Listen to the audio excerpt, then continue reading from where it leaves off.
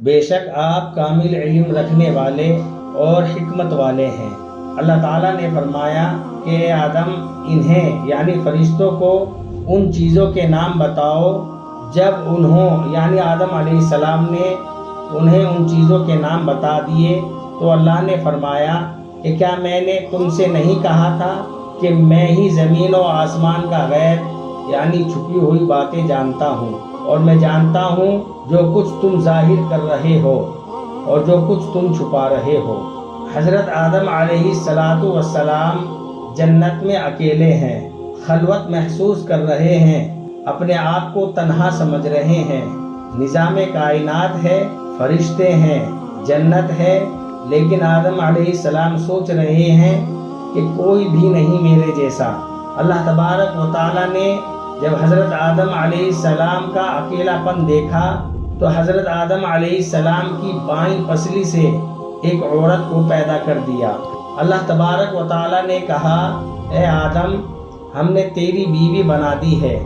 آدم علیہ السلام حضرت حوا کو دیکھتے ہیں اور دل میں یہ بات سوچتے ہیں کہ اس سے بات کروں، اس سے اس کا نام پوچھوں، کیا تیرا نام ہے، کہاں سے تو آئی ہے، کیا کھائے گی اور کیا پیے گی۔ حضرت آدم علیہ السلام نے ارادہ ہی کیا تھا تو اللہ تبارک و تعالیٰ نے فرمایا اے آدم ٹھہر جا۔ آدم علیہ السلام کہنے لگے یا اللہ تو نے میرے لیے بنائی ہے؟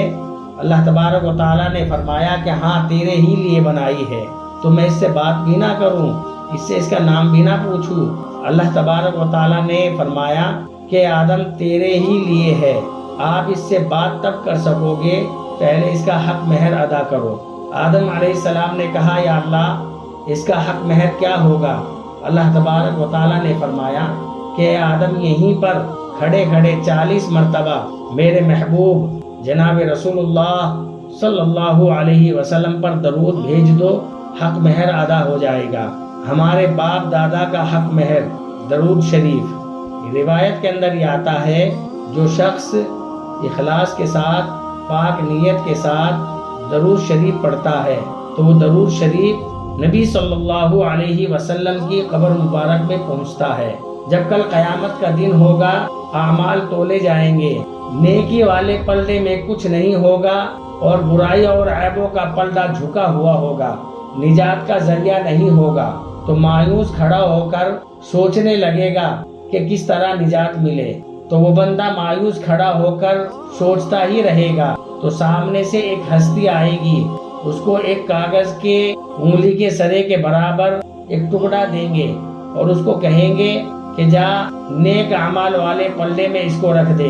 جب وہ نیک اعمال والے پلڑے میں اس کو رکھ دے گا، برائی اور عیبوں کا پلڑا ہوا میں اڑ جائے گا، نیکی والا پلڑا جھک جائے گا اور نجات کا ذریعہ ہو جائے گا۔ پھر وہ آپ کو خوشی خوشی تلاش کرے گا۔ جب آپ اس کو مل جائیں گے تو وہ کہے گا کہ اللہ والے میں نے تجھے پہچانا نہیں، تو کون ہے؟ میرے باپ کی شکل اور تھی، میرے بھائی کی شکل اور تھی، میرے دوست رشتہ دار کی شکل اور تھی، میں نے تجھے پہچانا نہیں، تو مجھے بتا دے کہ تو ہے کون؟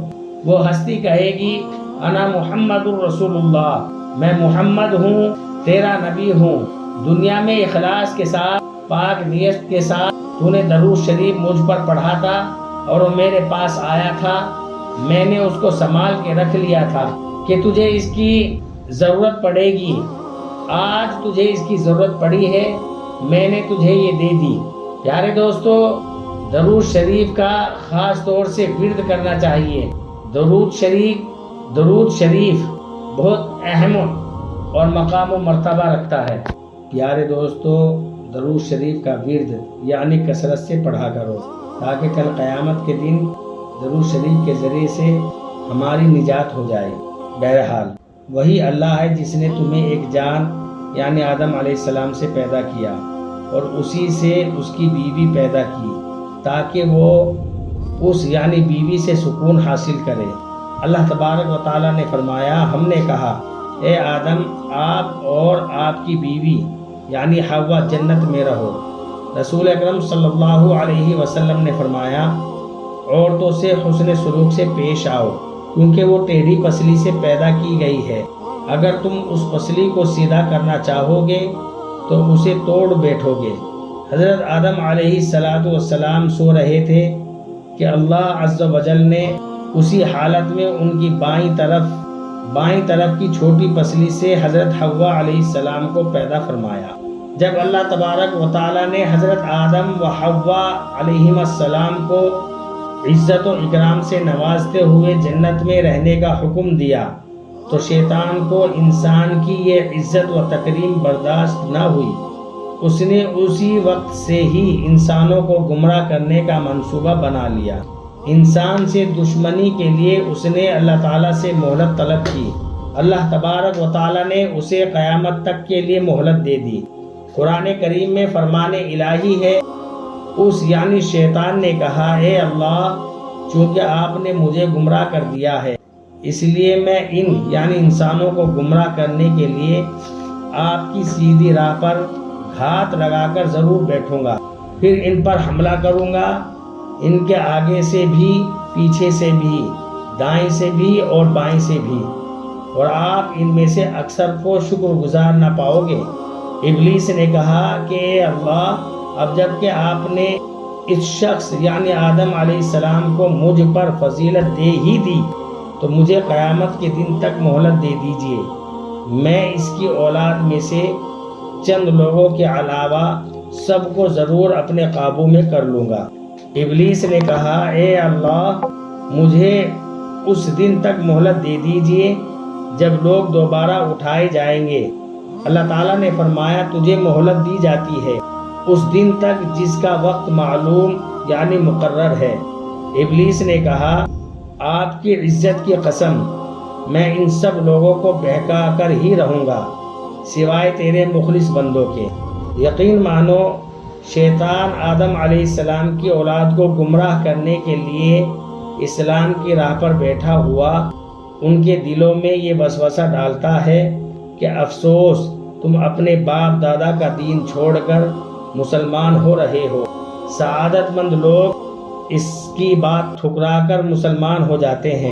پھر شیطان جہاد کی راہ پر بیٹھ کر کہتا ہے کہ جہاد کیوں کرتے ہو، تم مارے جاؤ گے، تمہاری عورت کسی اور سے نکاح کر لے گی اور تمہارا مال تقسیم کر لیا جائے گا۔ مگر سعادت مند لوگ شیطان کی بات کو رد کر کے جہاد کے لیے نکل پڑتے ہیں۔ ایسے لوگ یقیناً جنتی ہے، خواہ شہید ہو جائیں یا ڈوب کر یا کچل کر مر جائیں۔ اللہ تعالیٰ نے ابلیس کو قیامت تک کے لیے مہلت دینے کے بعد انسان کو ابلیس کی دشمنی سے آگاہ فرما دیا اور یہ وضاحت کر دی کہ تمہارا سب سے بڑا دشمن شیطان ہے۔ اس شیطان سے بچنے کی ہر ممکن کوشش کرو، یہ بڑا چالاک اور چھپ کر وار کرنے والا ہے۔ تم شیطان کو اور اس کے چیلوں کو نہیں دیکھ سکتے، لیکن وہ تمہیں دیکھ رہا ہوتا ہے۔ اسی نے تمہارے ماں باپ کو دھوکہ دے کر جنت کی آرام دہ زندگی سے محروم کروا دیا تھا۔ فرمان الہی ہے، اللہ تعالیٰ نے فرمایا، اے ابلیس، جا ان یعنی آدم علیہ السلام کی اولاد میں سے جو بھی تیری پیروی کریں گے، تم سب کی سزا جہنم ہی ہے جو پورا بدلہ ہے، اور ان یعنی اولاد آدم میں سے تو جسے بھی اپنی آواز یعنی خوشنما الفاظ سے گمراہ کر سکتا ہے کر لے، ان پر اپنے سوار اور اپنے پیادے بھی دوڑا، ان کے مال اور اولاد میں بھی اپنا حصہ حاصل کر لے، سے یعنی جھوٹے وعدے بھی کر لے۔ یعنی اولاد آدم سے شیطان کے سارے وعدے محض دھوکہ ہی ہیں۔ المایا، بے شک میرے اس بندوں پر تیرا کوئی زور نہیں چلے گا، اور تمہارا رب ان یعنی مخلص بندوں کی دستگیری کرنے کے لیے کافی ہے۔